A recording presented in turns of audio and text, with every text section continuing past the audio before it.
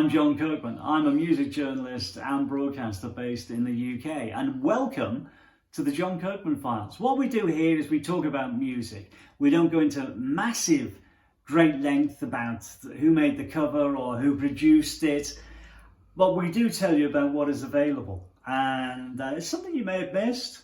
Let's face it, we're all very busy these days getting our lives back to normal. But I want to talk today about this. Steve Gibbons Band. Remember them? Well, you will if you were in the UK. Steve Gibbons was a well-known face around Birmingham in the late 60s and early 70s. They got signed to Polydor Records in the mid-70s. And the band, as well as Steve Gibbons, also included the bass player from The Move, Trevor Burton. And Trevor was also in a band called Balls with Steve Gibbons. Now, if you look at that, that's the original first album sleeve, and the album was called Any Road Up. Now, there's a Who connection with this particular band. What is it, I hear you say? Well, they were managed by a guy called Pete Meaden. Now, Pete managed the High Numbers, which of course was the Who just prior to calling themselves the Who. So they got support slots with the Who, and they went down really well. They're one of these bands you could say were sort of very, very good on the live circuit. And what you get in here is that you get 5 albums, and 4 of the albums have bonus tracks on.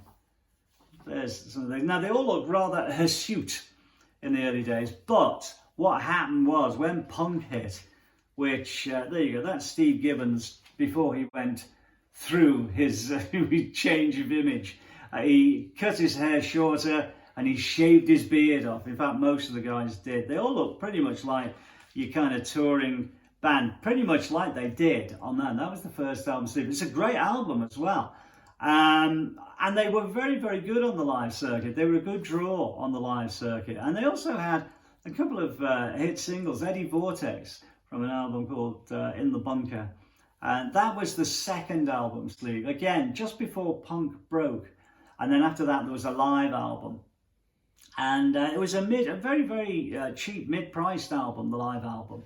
It was called Caught in the Act. Again, here's pictures of the band pre-makeover. But they were a great little band, and they sort of played lots of universities and things like that. There you go, there's the live album. Again, still looking pretty hirsute. Now, by the time, as I said, we get to In the Bunker, that's Steve Gibbons then. Newly shaven, newly shorn, and they did a great version of Chuck Berry's song Tulane, which was always like nearly always the encore with this band.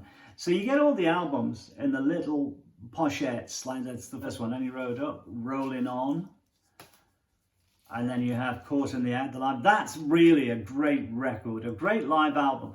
They did a lot of universities, as I've said, probably a few pub gigs as well at the time, because the pub rock scene was still very much in evidence at that time. There is the In the Bunker. There's a single on there called Eddie Vortex, which they did on Top of the Pops a few times. They had a hit with that. And there you go, final disc.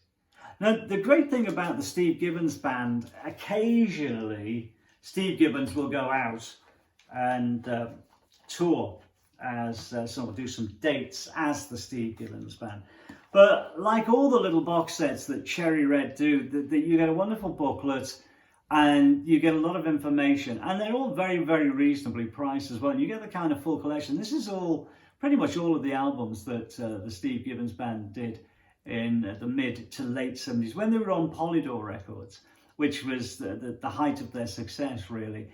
Polydor did a great job with them. And they were one of the few bands as well who continued to have success, even though punk had broken.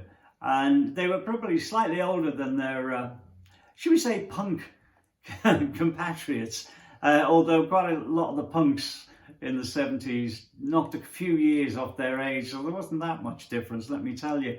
But these were a great band to go and see. If you went to see them at a club or you went to see them at the university, you're always guaranteed a great night. Now, what do you do when you want to buy this? You go to cherryred.co.uk, go to the search button, type in the box, Steve Gibbons Band. This will come up and it'll give you a whole lot of information about their track listing, etc. It's all on the back here.